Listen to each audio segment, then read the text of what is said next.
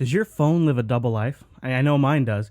I have one phone that I use for work and for personal life that kind of gets jumbled up because I have to look at the caller ID and I have to know the number if it's not already in my address book and know if that's a friend or if that's family. And if the phone rings at 8 o'clock at night, is that my mom calling me to say that she needs me to come over and help her with something that's stuck in the disposal, or is that work calling saying the server's down?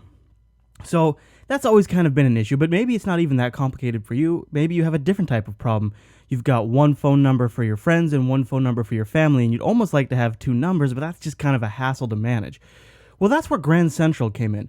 Grand Central let you kind of set up rules and go into kind of different specifics of these groups of contacts can call these numbers and this group of contact will call these numbers, and all they had to have was one Grand Central phone number, and Grand Central took care of all of that routing on the back end. Well, Google bought Grand Central about 20 months ago, and at least on the surface, it didn't appear they were doing anything with it. I've been a Grand Central user for about a year and some change, and I was kind of concerned Grand Central might be going away.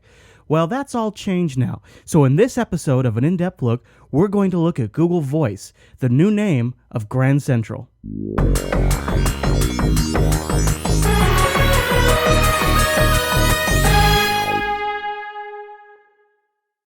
Grand Central, and now known as Google Voice, is extremely powerful with lots of features and some new features that I'm very excited about. But before we get into that, I'd like to tell you about our sponsorship with GoDaddy.com. Really quickly, if you use the code Linux when you check out at GoDaddy.com, that's Linux, you'll save 10% off any order.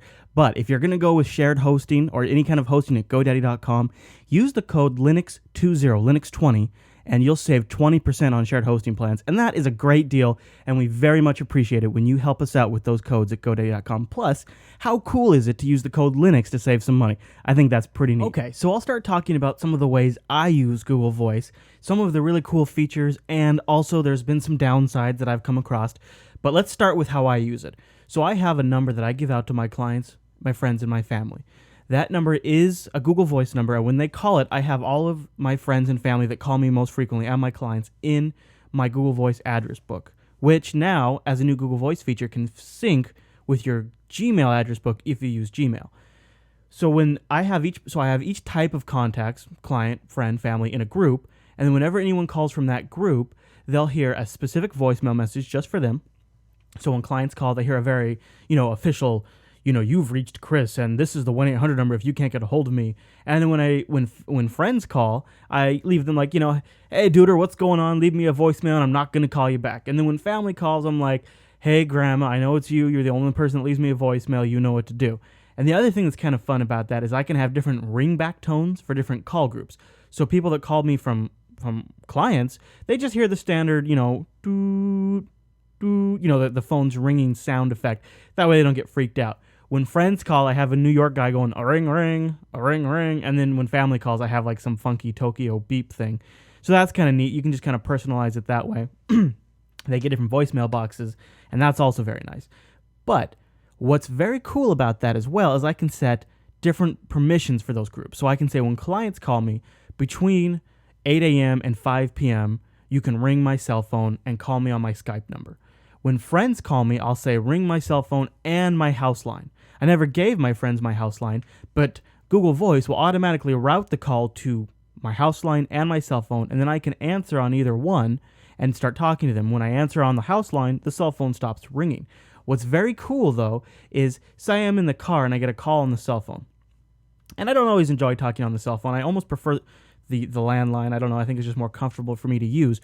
What I will do is in the middle of a call, I'll just say, hold on 1 second. I hit the star button. Then Google Voice re-rings all of the phones in my call group, and I can pick up my house line and resume the conversation on that house line. They don't even really have to know I did anything other than they hear that I pushed a button. So that's pretty cool when you're switching off and you want to switch to the house line, or if you're leaving the house and you want to transfer a call from the house line to your cell phone. As long as it's a Grand Central call, you can just hit the star button and it will route it to any of your phones. I love that feature. I use it all of the time. Sometimes I just want to sit at my computer and use a headset with Skype, so I'll transfer it to Skype, and then I can work hands-free, and that's really nice. So that's one way I use it. Another way I can use it is Google Voice.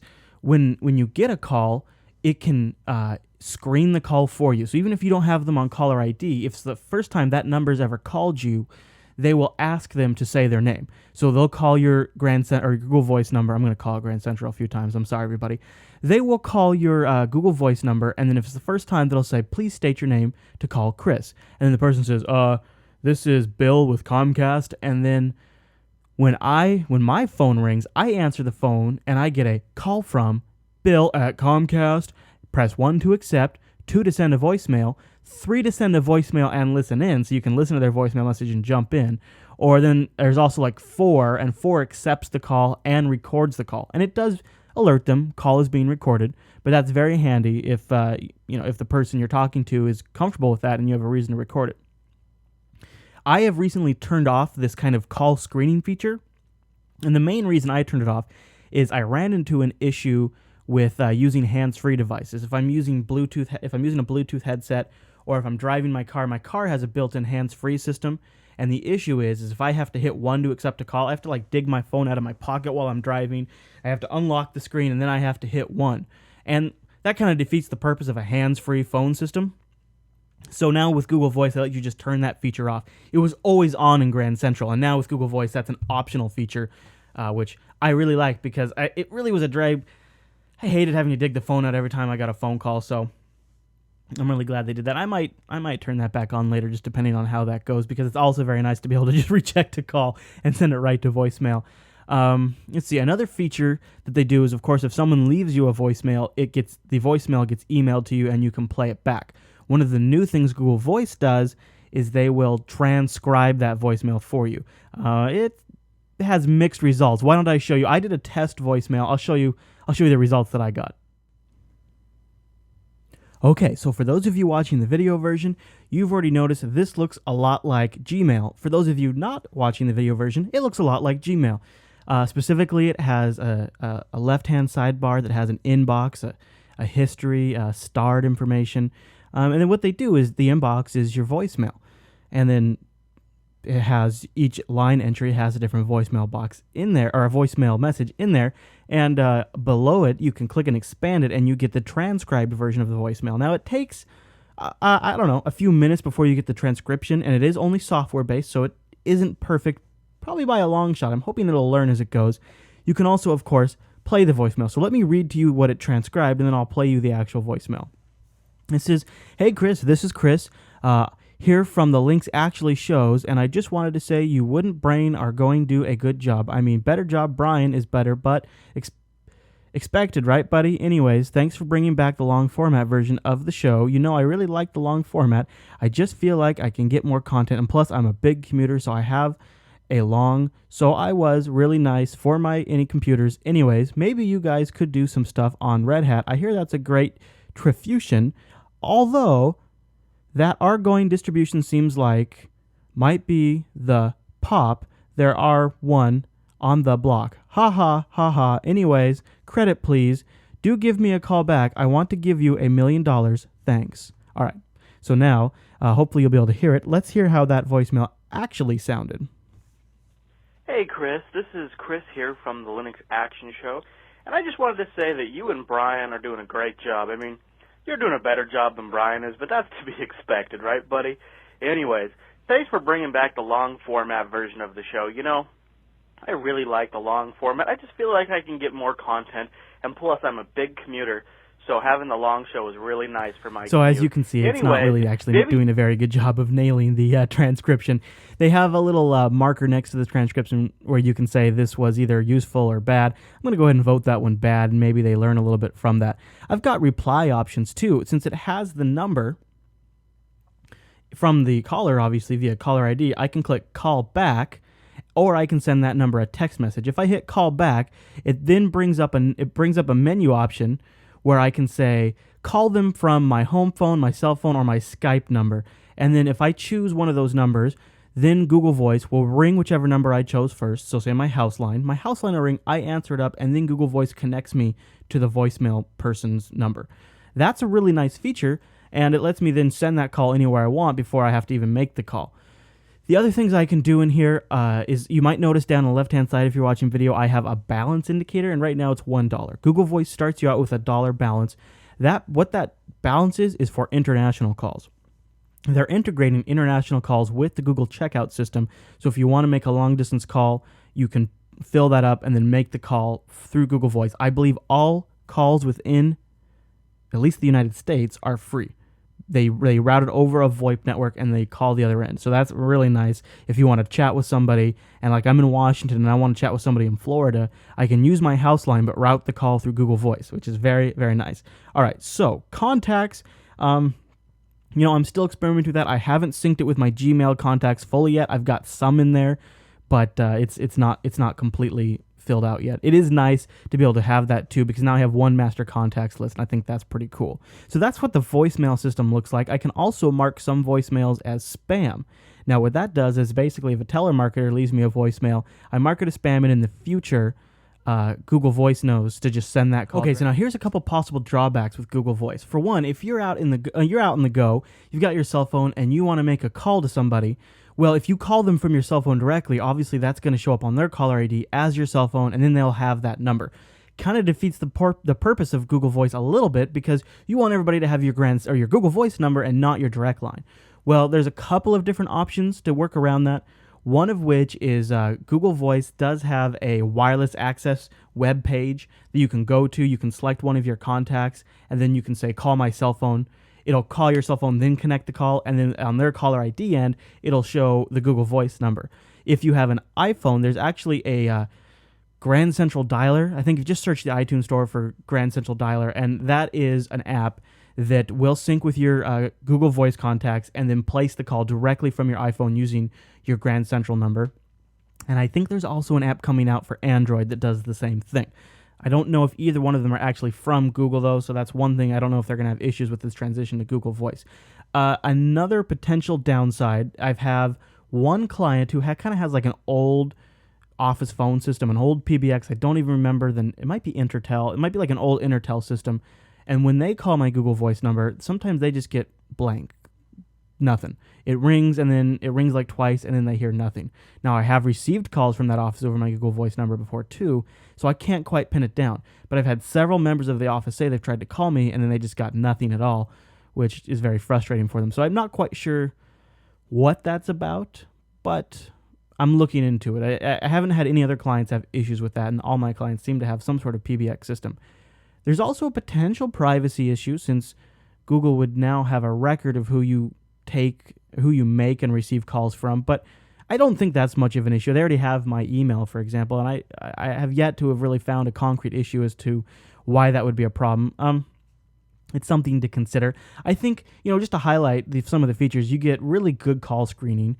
You get the ability to listen in while people leave voicemails. You can block callers completely, or you can mark callers as spammers. Now Google Voice also offers SMS, which was a huge drawback to Grand Central, was people couldn't SMS your Grand Central number. It would just go nowhere. Well, now Google Voice will redirect that SMS to your cell phone or whatever device you want. And within the Google Voice dashboard area, you can also send SMS messages, which means you can SMS with a full keyboard, your computer's keyboard. That's super nice. The call routing is killer. I have, my friends and family, they ring all my phones. My work people will ring just my cell phone. They also have a feature called Quick Rule, where you can go into Google Voice and just turn on Quick Rule, and that forwards any phone call to any particular number at the moment. If you know you're going to be at a phone number for the day, and you just want all your calls to ring at that desk line or that cell line or whatever it is, you turn that on, and instantly everything gets routed to there. That's very nice. I went on vacation, and I just turned that Quick Rule on while I was on vacation, and had all calls go to the office. And I gave friends my Skype number, and I said, if you want to get a hold of me, buddies, you call the Skype number. That is so nice, because then it just really helps me, not have to worry about that phone calls being missed, and they all still go to the office. They all still get handled. So that's very cool. The obviously the voicemail feature, the transcribing of voicemails, that has some potential. There's some possibility there for some nice developments. It will email you the transcription, so if nothing else, you can get the gist in your email. I have email on my phone. So if somebody leaves me a voicemail, I get a transcription, and I kind of have an idea of how urgent it is to call them back. I think otherwise, it's all kind of stuff you've heard of before. It's very nice. Right now, it is in private beta. If you're already a Grand Central user, they're rolling out upgrades. They're also going to be doing some invites. Follow at Google Voice on Twitter to kind of stay in the loop on that. And so it's private beta now. And then I think with their timeline is within a month or so, it's going to go public beta. And, sometimes some Google stuff stays in beta for quite a while, so it might be there. Currently, the only method of payment, the only type of charge there is when you want to make international calls, and then you just kind of load your account with some money through Google Checkout. The other kind of drawback, depends if you want to start fresh or not, but there is no method at present to port your existing number. If you have a number that everybody has and you want to make it a Grand Central number, there is not yet a means to port your number. I guess you could always forward that number to a Grand Central number. Google does say they're looking into it, but with different telephone companies and things like that, there's a lot of hurdles to get over. The other thing is multiple vanity numbers. If you want to have like a 1-800 Chris is awesome kind of a thing. I think they're working on that, but it's not really there right now. You just get a range of numbers to choose from that are in your local area code or any area code at that. So I think, but you only get one Grand Central number at this time. We use Grand Central for people to leave voicemails for the Linux Action Show. We have at JupiterBroadcasting.com, we have a contact us area, and in there we list a phone number, and that's Grand Central, and you can call that, and you can leave us a voicemail, and then we get a wave copy of that voicemail.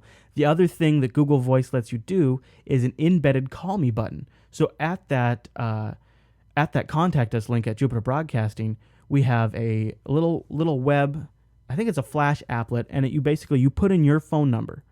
And when you put in your phone number and you click call, Google Voice calls that phone. You answer it, and then it connects you to our voicemail, and you can leave us a voicemail. That means it's a free call for you. Even though our Linux Action Show number is a 425 Washington State local number, because Grand Central calls you, it's free for you, and then they make the link for you. So if you had... if you wanted to use a Grand Central number for your business, you could have a call us button on your website. People enter that in, and it would initiate the connection for you. And that's really cool. As a consultant, this is so awesome. But I could even just see this just for friends and family. You could have, different greetings for friends, different greetings for family. You can have different rules that apply. So Google Voice is very awesome. Once it's in public beta, it's going to be a killer feature. I don't yet have any invites, so don't leave me a message. Don't leave me a comment or anything asking for an invite, because I don't have them yet. When I do have invites, I'll let you know, and I'll be happy to give them out. I'll Twitter that. So if you want to follow that, just catch me on Twitter. I'm twitter.com/ChrisLAS, and that's where I'll be. When I get invites, I'll start giving them out to my Twitter followers. All right, so I think that just about wraps up my in-depth look at Google Voice. If you have any questions, just leave a comment or Twitter me on Twitter, like I mentioned, and I'll be happy to answer them if I can. I'd be curious to know if you use Grand Central or if you have any concerns with the privacy aspect, because I've thought about it and I don't really see any potential issues with it, but maybe you're thinking of something that I haven't thought of yet. Let me know in the comments if you could. Please also check out our YouTube channel and subscribe to that. We also have RSS feeds of different versions, iPod video versions, OGG Theora versions, all those things over at JupiterBroadcasting.com, where you can download them and watch them at your leisure. All right, everybody, thanks so much for watching this episode of An In-Depth Look, and keep it geeky. This episode of An In-Depth Look is sponsored by GoDaddy.com, the world's largest host and domain name registrar. If you're ready to make an impact online, GoDaddy.com has got you covered. Domain names as low as $1.99, plus world-class hosting with unlimited disk space and bandwidth, do-it-yourself website builders, dedicated servers, and SSL certificates, and so much more. Plus, as an in-depth viewer, enter promo code Linux20 at checkout and save an additional 20% off any 1, 2, or even 3 years website hosting plan. Some restrictions apply. See site for details. Get your piece of the internet at GoDaddy.com.